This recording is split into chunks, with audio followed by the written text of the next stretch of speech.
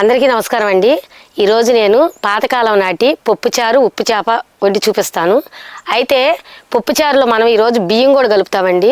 ఇది ఎప్పుడో మా చిన్నతనంలో మా మామగారు వండి పెట్టేవాళ్ళు. బాగా పాతకాలం నాటి వంట. అయితే ఎలా వండుతాను, ఏ విధంగా వండుతాను మీకు చూపిస్తా రండి. 2 కప్పులు కందిపప్పు, అరకప్పు రేషన్ బియ్యం. అచ్చంగా ఈ రేషన్ బియ్యం వాడాలండి. మామూలు బియ్యం అయితే మాత్రం అసలు పనికిరావు. ఎందుకంటే మన పప్పుతో పాటు ఈక్వల్గా ఉడికిద్ది అనమాట. వీటిని కడుక్కొని పక్కన పెట్టుకుందాం కాసేపు.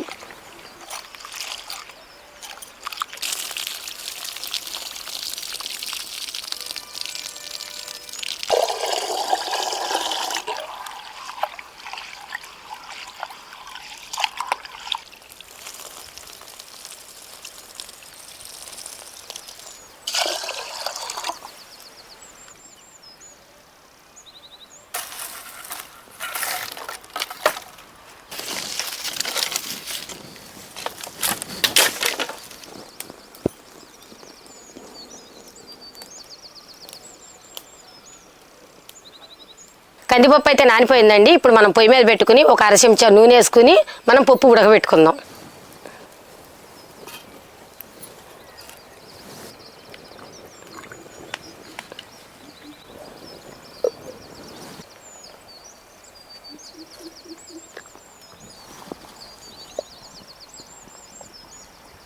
ఈ పప్పు ఉడికేలోగా నిమ్మకాయ సైజు అంత చింతపండుని మనం ఇప్పుడు నానబెట్టుకుందాం కాసేపు.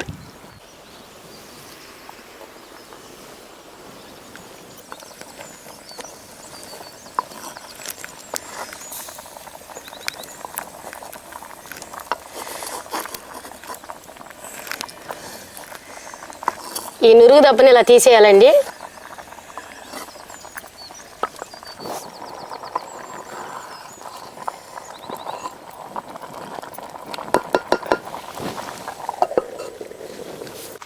పప్పు ఉడికిందండి. 1 చెంచా పసుపు వేసుకుని బాగా కలుపుకొని కాసేపు ఉడకనిద్దాం.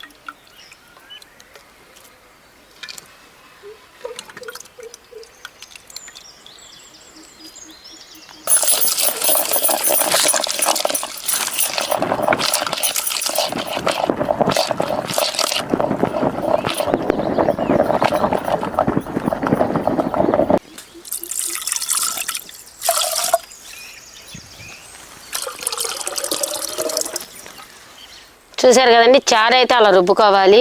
పాతకాలం నాడైతే ఏం చేసేవాళ్ళు అంటే రోట్లో వేసేసి రుబ్బేవాళ్ళు. ఎందుకంటే అన్నం ఉండిద్ది కదా, పొలుకులు ఉండిద్ది అని చెప్పి. కానీ నేను రేషన్ బియ్యం వేయటం వల్ల బాగా మెత్తగా వచ్చేసిద్ది, మనకి ఇబ్బంది ఏమి ఉండదు. దాన్ని మేము పప్పు గుత్తోనే రుబ్బుకుంటాను నేను ఎప్పుడు చేసినా సరే. మీరు కాదండి మాకు రోల్ లేదు మేము పప్పు గుత్తి రుబ్బలేమంటే మిక్సీలో వేసుకోవచ్చు. కానీ ఇలా అయితే చాలా బాగుంటుంది. పప్పు చారు కూడా చాలా టేస్ట్గా అనిపించిద్ది. ఉట్టిపప్పే తినేయచ్చు అలా అనిపించిద్ది. ఇప్పుడు చారు అయితే మనం కలిపాం కదా, వాటిలోకి ఇది పచ్చివి ఉల్లిపాయలు, ఈ ఉల్లిపాయలు పాయలుగాను కోసేస్తాను. ఇప్పుడు పచ్చిమిరకాయలు ఒక 5, కరివేపాకు, వీటన్నిటి నేను ఇప్పుడు వాటిలో వేసేసి పొయ్యి మీద పెట్టి ఉడకబెడతాను. ఆ తర్వాత కోపు పెట్టుకుందాం.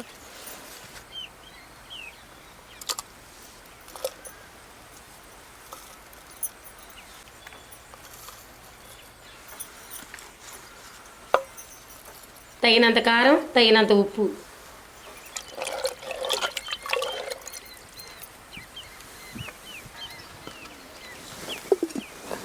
ఆ పప్పుచారు కాగేలోగా మనము ఈ ఉప్పు చేపల్ని శుభ్రం చేసుకుందాం.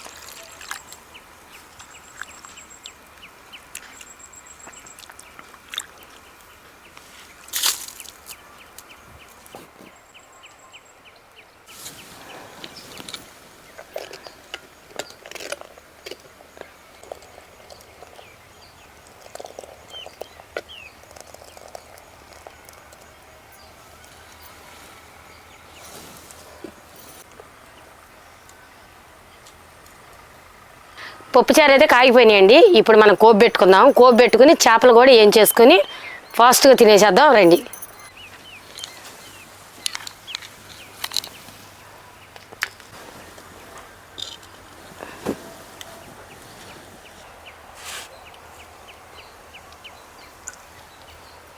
మూడు చెంచాలు నూనె, 4 వెల్లుల్లి రెబ్బలు, 8 ఎండుమిరపకాయలు, కొంచెం సేపు ఆగనివ్వాలి.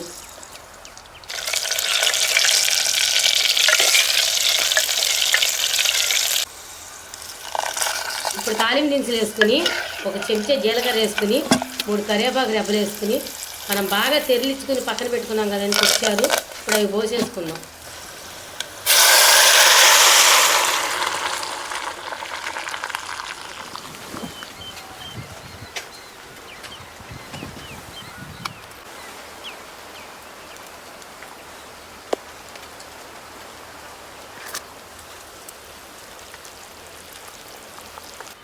కోపు అయితే అలాగే పెట్టుకోవాలండి. చూడండి, నేను చిన్నులపాయలు కానీ ఎండుమిరపకాయలు కానీ బాగా నలగొట్టుకోకుండా చూసారు అలా వేసాను.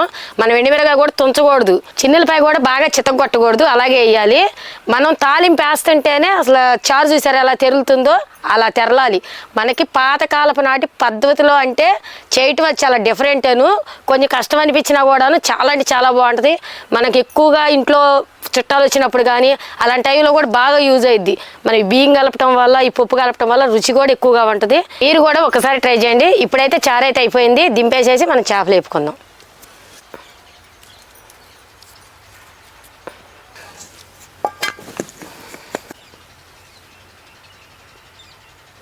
మూడు చెంచాలు నూనె, 3 కరివేపాకు రెబ్బలు వేసుకుని ఇప్పుడు మనం శుభ్రం చేసుకుని పక్కన పెట్టుకున్నాం కదండి చేపలు, అవి వేసుకుని బాగా వేయించుకుందాం.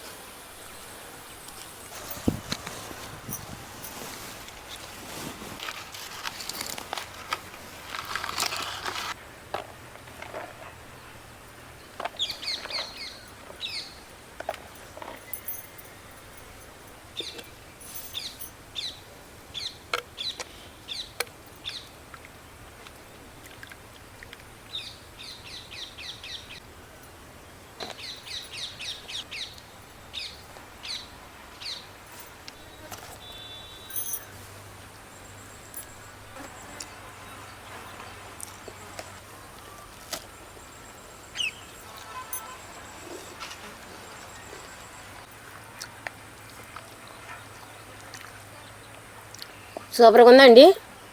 పప్పుచారు ఉప్పు చేప అంటేనే అసలు ఈ రెండింటి జోడు బాగుంటుంది. అదేగాక పాతకాలం స్టైల్లోనూ అసలు ఎలా వండుకుని చూడండి ఇంకా బాగుంటుంది. మనకి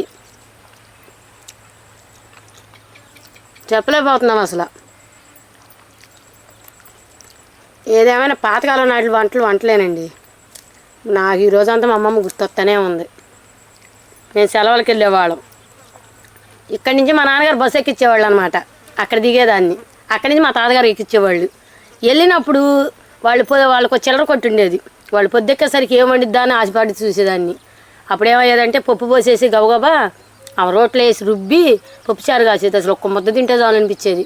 నేర్చుకోవాలని చెప్పి నేను ఆ టైంలో చిన్నపిల్లని ఆ టైంలో నేర్చుకున్నా. నేను ఈరోజు నేను చేసుకుని తినగలుగుతున్నా.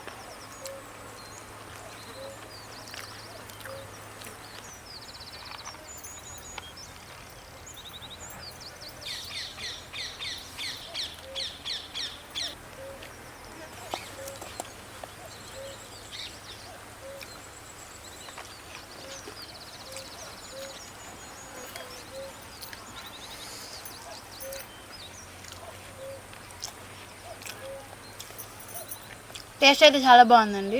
మీరు కూడా ట్రై చేయండి ఒకసారి. ఎందుకంటే పప్పుచారు ఎవరు బియ్యంతో అసలు వేసి ఎవరు చేసి ఉంటారు. చాలా అంటే చాలా బాగుంది. మీరు కూడా ఒకసారి ట్రై చేయండి. చూశారు కదండి. మా వంట కనుక మీకు నచ్చినట్లయితే లైక్ చేయండి, షేర్ చేయండి, కామెంట్ చేయండి. మరిన్ని కొత్త వీడియోస్ కోసం సబ్స్క్రైబ్ చేసుకోండి. ఉంటామండి. బాయ్.